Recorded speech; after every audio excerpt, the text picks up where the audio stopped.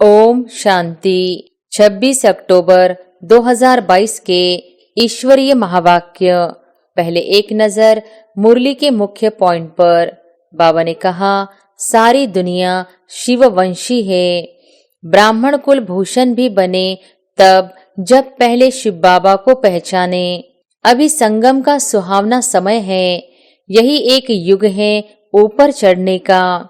जैसे कि ऊपर जाने की लिफ्ट मिलती है, परंतु जब तक पवित्र न बने, स्वदर्शन चक्रधारी न बने, तब तक लिफ्ट पर बैठ न सके। जब बाबा के बनते हैं, ब्राह्मण बनते हैं, तब ही पंख मिलते हैं। अब संगम पर ब्राह्मण हैं, फिर देवता बनते हैं। और फिर बाबा ने कहा, इस समय तुम हो ईश्वरीय संतान, फिर बनते हो देवी संतान, फिर वैश्य शूद्र संतान बनते हो। इस समय सबसे ऊंचा है ईश्वरीय कुल। पहले पतित पावन कहे या ज्ञान का सागर कहे, जरूर ज्ञान है तब तो पतितों को पावन बनाएंगे। तो पहले ज्ञान सागर फिर पतित पावन लिखना चाहिए। कन्याओं ने भीष्म पितामह को बाण मारे, यह भी दिखाते हैं बाण मारने से गंगा निकल आई। तो सिद्ध है पिछाड़ी में ज्ञान अमृत सबको पिलाया है। और फिर लास्ट में बाबा ने कहा, गॉड फादर को कभी भी साकारी व आकारी नहीं कहेंगे, वह तो निराकार है। उन्हें सुप्रीम सोल कहा जाता है। कहते हैं ना, भक्ति करते करते भगवान मिलेगा। तो जरूर है कि भक्ति करते करते दुर्गति को पाया है, फिर बाप आता है सद्गति करने। कहते भी है ना, सर्व का सद्गति दाता। श्री श्री 108 शिव बाबा की श्रीमत पर पूरा पूरा चलना है। मेरा मेरा छोड़ ग्रहण से मुक्त होना है। और अब सुनते हैं महावाक्यों को विस्तार से। मुरली का सार। मीठे बच्चे, सदा इसी नशे में रहो कि हम शिववंशी ब्रह्मा मुख वंशावली ब्राह्मण हैं।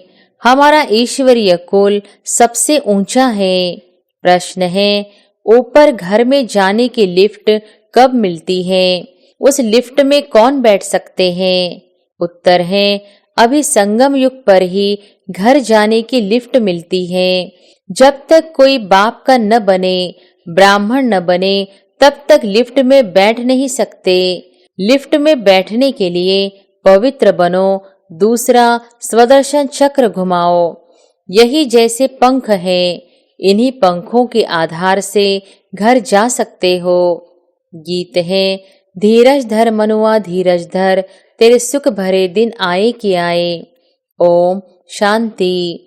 मीठे मीठे संगम युगी ब्राह्मण, जिनको स्वदर्शन चक्रधारी कहा जाता है, वह अभी गुप्त वेश में पढ़ रहे हैं। तुमको कोई समझ न सके कि यह संगम युगी ब्रह्मामुख वंशावली है। तुम बच्चे जानते हो, हम शिववंशी ब्रह्मामुख वंशावली है। तो कुल का भी नशा चढ़ता है, क्योंकि तुम ही ईश्वरीय कुल के हो। ईश्वर ने ही बैठ तुमको अपना बनाया है, अपने साथ ले जाने के लिए। बच्चे जानते हैं तो बाप भी जानते हैं कि आत्मा पतित बन गई है, अब पावन बनना है। अब बच्चों को निश्चय हो गया है कि हम शिववंशी ब्रह्मा मुख वंशावली है। तुम्हारा नाम भी है ब्रह्मा कुमार कुमारी। सारी दुनिया शिववंशी है। ब्राह्मण कुल भूषण भी बने तब जब पहले शिव बाबा को पहचाने। इस समय तुम साकार में बाबा के बने हो। यूं तो जब निराकारी दुनिया में हो तो सर्वोत्तम शिववंशी हो, परंतु जब बाबा साकार में आते हैं तो तुम ब्रह्मा मुख वंशावली बनते हो। एक सेकंड में बाबा क्या से क्या बनाते हैं। बाबा कहाँ और बच्चे बन गए। जैसे आत्मा मुख से बोलती है परंतु देखने में नहीं आती, वैसे मैं भी इस समय साकार में आया हूँ, बोल रहा हूँ। जैसे तुमको जब तक शरीर न मिले तब तक पाठ कैसे बजा सको। तुम तो बाल, युवा और वृद्ध अवस्था में आते हो। मैं इन अवस्थाओं में नहीं आता हूँ। तब तो कहा जाता है मेरा जन्म दिव्य और अलौकिक है। तुम तो गर्भ में प्रवेश करते हो। मैं खुद कहता हूँ कि मैं ब्रह्मा तन में इनके बहुत जन्मों के अंत के समय वानप्रस्थ अवस्था में प्रवेश करता हूँ और तुमको बैठ पढ़ाता हूँ।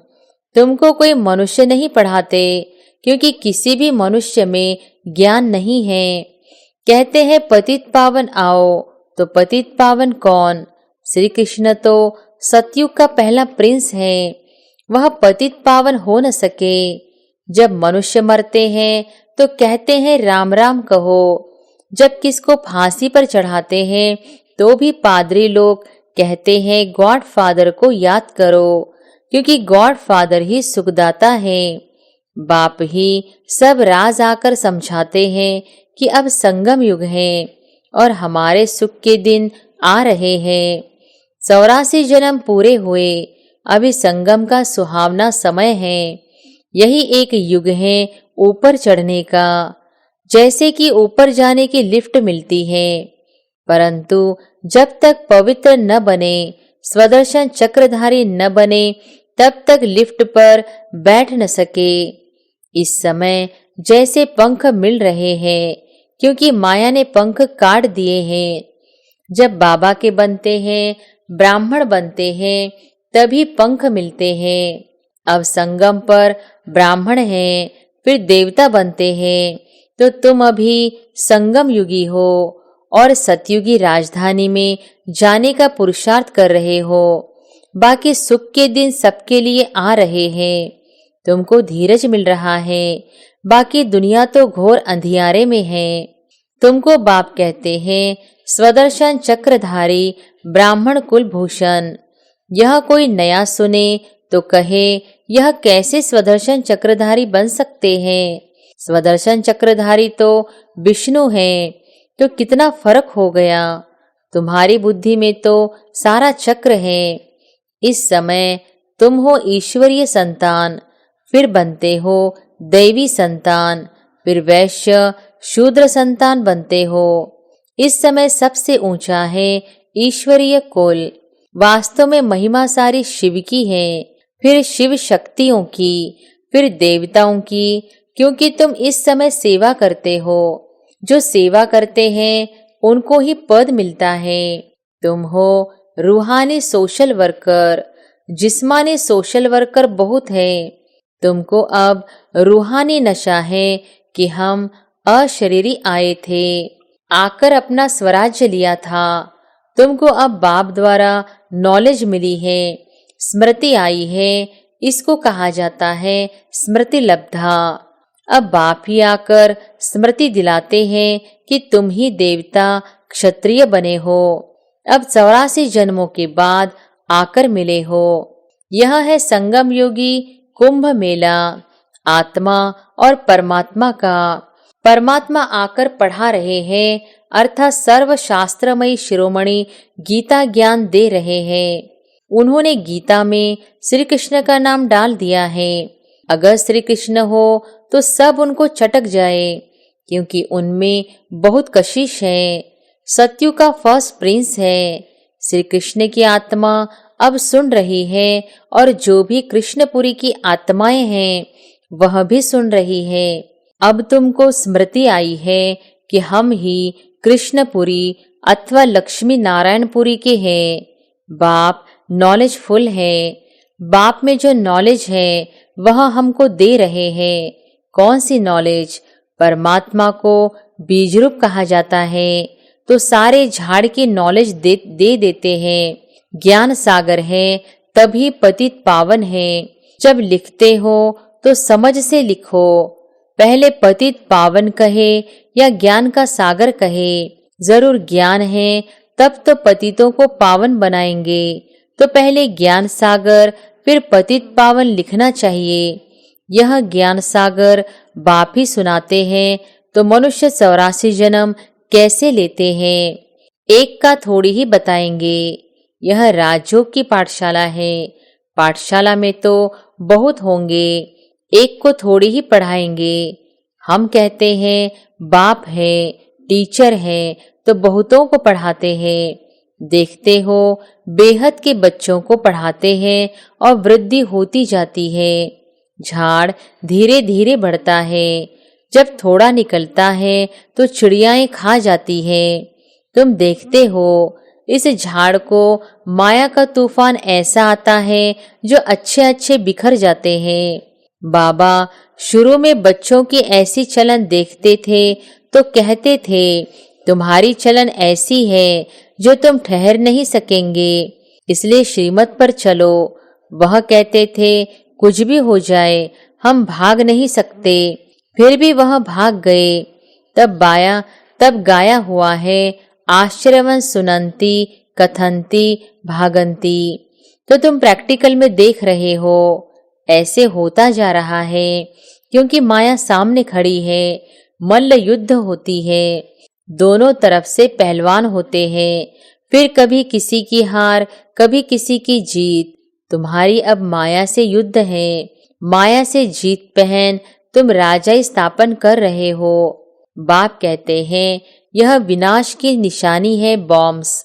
शास्त्रों में लिखा हुआ है कि पेट से मुसल निकाल अपने कुल का विनाश किया। तुम जानते हो कि बाबा आया है पावन दुनिया बनाने, तो पुरानी दुनिया का विनाश जरूर चाहिए, नहीं तो हम राजाई कहाँ करेंगे। इस पढ़ाई की प्रारब्ध है भविष्य नई दुनिया के लिए, और जो भी पुरुषार्थ करते हैं वह इस दुनिया के लिए है। सन्यासी जो पुरुषार्थ करते हैं वह भी इस दुनिया के लिए है। तुम कहते हो हम यहाँ आकर राजाई करेंगे, परंतु गुप्त रूप होने कारण घड़ी घड़ी बच्चे भूल जाते हैं। नहीं तो बड़े आदमी कहाँ जाते हैं तो कितनी स्वागत करते हैं। लंदन से रानी आई तो कितने धूमधाम से स्वागत की, परंतु बाप कितनी बड़ी अथॉरिटी है, लेकिन बच्चों बिगर कोई जानते नहीं। हम शो भी नहीं कर सकते क्योंकि नई बात है। मनुष्य मूंझते भी हैं कि यह ब्रह्मा कहाँ से आया, क्योंकि आजकल तो टाइटल बहुत रख देते हैं।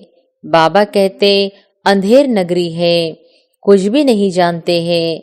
अगर समझो साधु संत गुरुओं को मालूम पड़ जाए कि बाप आया है, जिसको हम सर्वव्यापी कहते थे, वह अब मुक्ति जीवन मुक्ति आकर दे रहे हैं।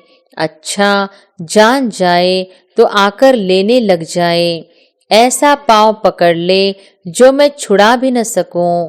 ऐसा हो तो सब कहे कि इनके पास जादू है और गुरु का माथा खराब हो गया है, परंतु अभी ऐसा होना नहीं है, यह पिछाड़ी में होना है। कहते हैं ना कन्याओं ने भीष्म पितामह को बाण मारे, यह भी दिखाते हैं बाण मारने से गंगा निकल आई, तो सिद्ध है पिछाड़ी में ज्ञान अमृत सबको पिलाया है। मनुष्य तो कुछ भी जानते नहीं, कह देते हैं परमात्मा तो सर्वव्यापी है। बुद्ध को भी सर्वव्यापी कह देते हैं। इसको कहा जाता है पत्थर बुद्धि। हम भी पहले पत्थर बुद्धि थे, तो बाप आकर समझाते हैं कि गॉड फादर को कभी भी साकारी व आकारी नहीं कहेंगे, वह तो निराकार है। उन्हें सुप्रीम सोल कहा जाता है। आधा कल्प तुमने भक्ति की, कहते हैं ना भक्ति करते करते भगवान मिलेगा, तो जरूर है कि भक्ति करते करते दुर्गति को पाया है। फिर बाप आता है सदगति करने। कहते भी है ना सर्व का सदगति दाता। तो मनुष्य थोड़ी ही समझते हैं कि परमात्मा कब और किस रूप में आया। कह देते हैं द्वापर युग में श्री कृष्ण रूप में आएगा। इसको कहा जाता है घोर अंधियारा। कहते हैं ना कुंभकर्ण को नींद से जगाया तो जागे नहीं, तो बाप ने अब डायरेक्शन निकाला है कि पवित्र बनो और भगवान से डायरेक्ट गीता सुनो। 7 रोज क्वारंटाइन में बिठाओ, दे दान तो छूटे ग्रहण। अभी सबको 5 विकारों का ग्रहण लगा हुआ है, इसलिए पतित बन गए हैं। रावण राज्य है ना। अब बाप कहते बच्चे तुम मेरा बनो, दूसरा न कोई। श्री श्री 108 की श्रीमत पर चलने से तुम 108 विजय माला का दाना बन जाएंगे। मैं माला का दाना नहीं बनता हूँ, मैं तो न्यारा हूँ जिसकी निशानी फूल है। युगल दाना ब्रह्मा सरस्वती बनते हैं। प्रवृत्ति मार्ग है ना। निवृत्ति मार्ग वाले माला के दाने में आ नहीं सकते। हाँ, पवित्रता को धारण करते हैं तो फिर भी अच्छे हैं, परंतु यह गुरु सद्गति दे न सके। सद्गति दाता एक ही सद्गुरु है। सद्गुरु अकाल कहते हैं। सद्गुरु तो एक परमात्मा को कहा जाता है। साकार गुरु लोग अकाल मूर्त थोड़ी ही बन सकते हैं। लौकिक बाप टीचर गुरु को तो काल खा जाता है, मुझको तो काल खा न सके। बाप कितनी अच्छी अच्छी बातें समझाते हैं। जो इतनी सहज बातें नहीं समझ सकते तो बाबा उनको कहते अच्छा बाप को याद करो। चक्र को भी याद करना पड़े, बाप के साथ बरसे को भी याद करना पड़े। बाप को याद करो तो विकर्म भस्म हो। बाप तो सम्मुख आया हुआ है। बाप को अशरीरी कहा जाता है। ब्रह्मा विष्णु शंकर सबको अपना अपना शरीर है। मुझे तो अपना शरीर है नहीं। तुम्हारे तो मामे काके सब है, मेरा मामा चाचा तो कोई है नहीं। आता भी हूँ, परंतु तुम कैसे आते हो, मैं कैसे आता हूँ। बुलाते हैं गॉडफादर, परंतु कहाँ से आता हूँ। परमधाम से, जहाँ से तुम आते हो, जिसको ब्रह्मांड कहा जाता है। इस समय तुम ब्रह्मा मुख वंशावली रुद्र यज्ञ के रक्षक हो। राजयोग की शिक्षा देने वाले, राजयोग सिखलाने वाले तुम टीचर हो गए ना। अच्छा, मीठे मीठे सिकिलधे बच्चों प्रति माता पिता बाप दादा का याद प्यार और गुड मॉर्निंग। रूहानी बाप की रूहानी बच्चों को नमस्ते। धारणा के लिए मुख्य सार। पहली पॉइंट, माला का दाना बनने के लिए यह धारणा पक्की करनी है कि मेरा तो एक शिव बाबा, दूसरा न कोई। स्मृति लब्धा बनना है। दूसरी पॉइंट, श्री श्री 108 शिव बाबा की श्रीमत पर पूरा पूरा चलना है। मेरा मेरा छोड़ ग्रहण से मुक्त होना है। वरदान है, ब्राह्मण जीवन में सदा सुख का अनुभव करने वाले मायाजीत क्रोध मुक्त भव। ब्राह्मण जीवन में सदा सुख का अनुभव करने वाले मायाजीत क्रोध मुक्त भव। ब्राह्मण जीवन में यदि सुख का अनुभव करना है तो क्रोध जीत बनना अति आवश्यक है। भले कोई गाली भी दे, इंसल्ट करे, लेकिन आपको क्रोध न आए। रोब दिखाना भी क्रोध का ही अंश है। ऐसे नहीं, क्रोध तो करना ही पड़ता है। नहीं तो काम ही नहीं चलेगा। आजकल के समय प्रमाण क्रोध से काम बिगड़ता है और आत्मिक प्यार से, शांति से बिगड़ा हुआ कार्य भी ठीक हो जाता है। इसलिए इस क्रोध को बहुत बड़ा विकार समझकर माया जीत क्रोध मुक्त बनो। स्लोगन है, अपने वृत्ति को ऐसा पावरफुल बनाओ जो अनेक आत्माएं आपकी वृत्ति से योग्य और योगी बन जाए। अपनी वृत्ति को ऐसा पावरफुल बनाओ जो अनेक आत्माएं आपकी वृत्ति से योग्य और योगी बन जाए। अच्छा, ओम शांति।